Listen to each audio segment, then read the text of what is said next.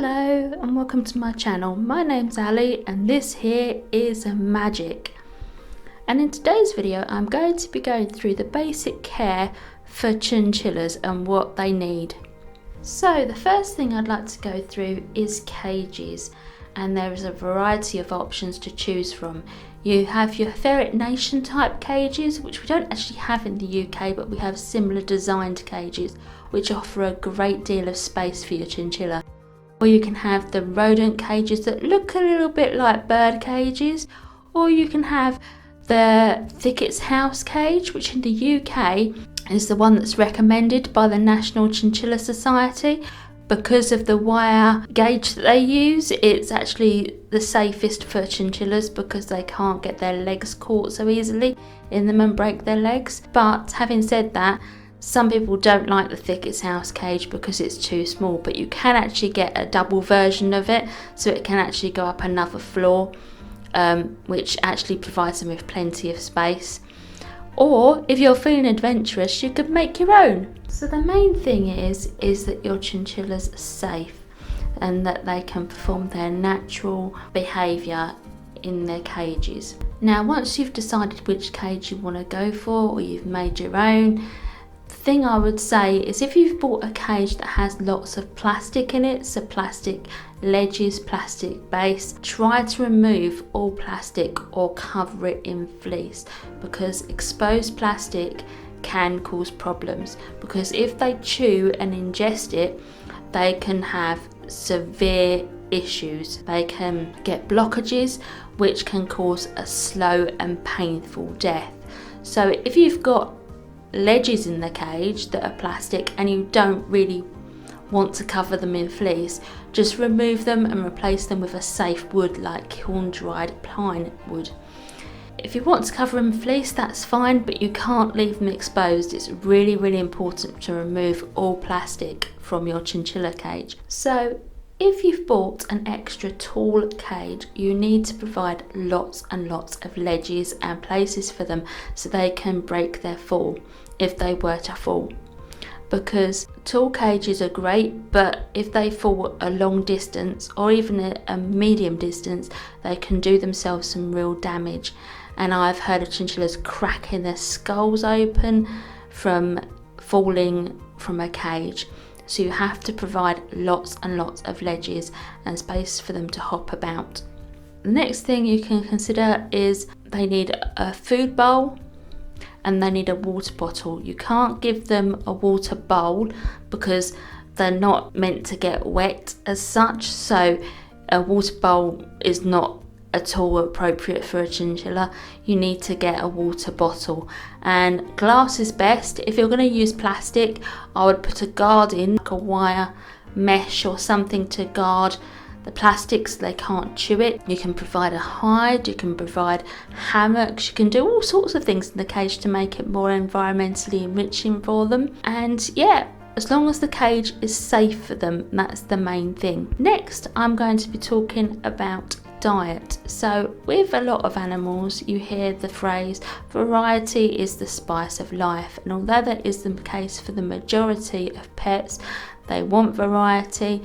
Chinchillas really don't. The chinchilla diet is very bland. So you have, what you need to give them is high quality Timothy hay, which you need to give them unlimited access to, so they need to have it 24/7, and good quality pellets. I would avoid muesli type food because they do tend to just pick out what they want and then discard the rest. So yeah, so that's what they need. And treat wise, treats should really be thought of as a treat, so not given every day. I give my chinchillas treats maybe twice a week, and what I tend to give them is rolled oats, plain rolled oats, or shredded wheat as their treats, and occasionally I give them goji berries. Nuts, seeds, fresh fruit, fresh veg, and dried fruit and dried veg is a no for them. They can't have them. They're either too high in sugar, too high in moisture, will probably give them diarrhea and possibly bloat as well. So the next thing you want to consider is water, and in the UK tap water is absolutely fine for chinchillas. I would say 99.9% of big breeders in the UK use tap water. However, this isn't the case in a lot of other countries. For example, in the US, I know that you're not meant to give them tap water.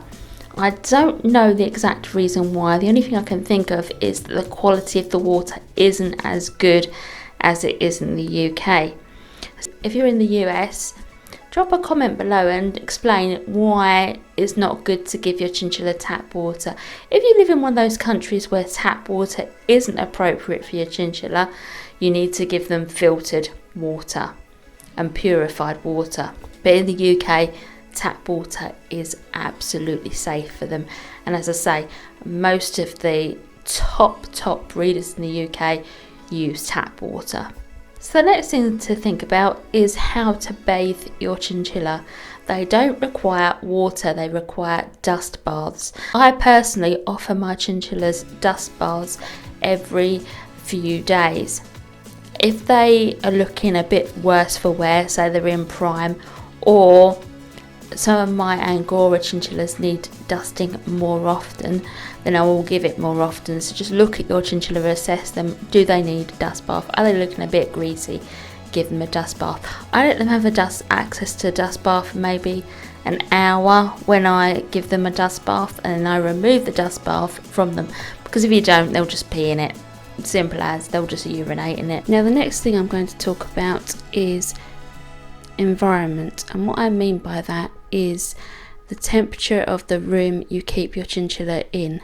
Now chinchillas need to be kept cool, or they have very dense fur and they don't deal with heat very well at all. Anything above 21 degrees Celsius, which I think is about 70 Fahrenheit, anything above that temperature for a prolonged time is going to cause them issues. They may get heat stroke, which can lead to fatalities in chinchillas. So in the summer you have to have a plan for how you're going to keep your chinchilla cold, and in the winter time you have to be prepared that you may need to have the heating off in one of your rooms, or the heating set at a lower level so that the chinchilla can feel comfortable. Next thing I'd say is out of cage time. Now this is a bit of a controversial one as well, because some breeders say that chinchillas do not need time out of their cage, and the only purpose of having chinchillas out of their cage is for the owner's benefit, so the owner can interact with the chinchilla and the chinchilla gets no benefit out of it whatsoever. I personally, this is only opinion, don't come for me, I don't believe that's true. I believe that chinchillas can get just as much out of it as the pet owner. I think that keeping a chinchilla in a cage its entire life, I just wouldn't do it. So, but if you do let your chinchilla out, it has to be in a safe environment. So either you need to provide a chinchilla proof your area that you're going to have your chinchilla out in, or give them a playpen. But whatever you do, it must be supervised, because chinchillas can jump, chinchillas get in all kinds of places that are not meant to get into. Trust me, I know. And also, you're meant to only give them access out of their cage for like 30 minutes a day at the most. Some breeders say 15 minutes, but when I was a kid and I had my first chinchilla, I had him in my room. I would let him out all night. I'd be prepping my artwork for the following day, because I was taking an art course. So I'd be drawing. He'd come along, nick a load of my pencils, because he was a little nuisance, shall we say. I don't know how to describe him really, but he would nick all my pencils and all my artwork and run off with it and scurry away.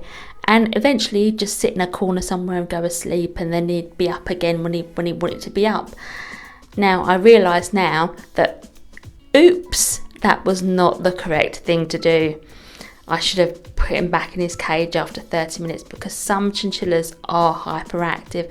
Some chinchillas don't know when to stop, especially young chinchillas, which is why they say Don't let your chinchilla out if they're under 6 months of age, because they don't know when to stop. They can have seizures, they can overheat.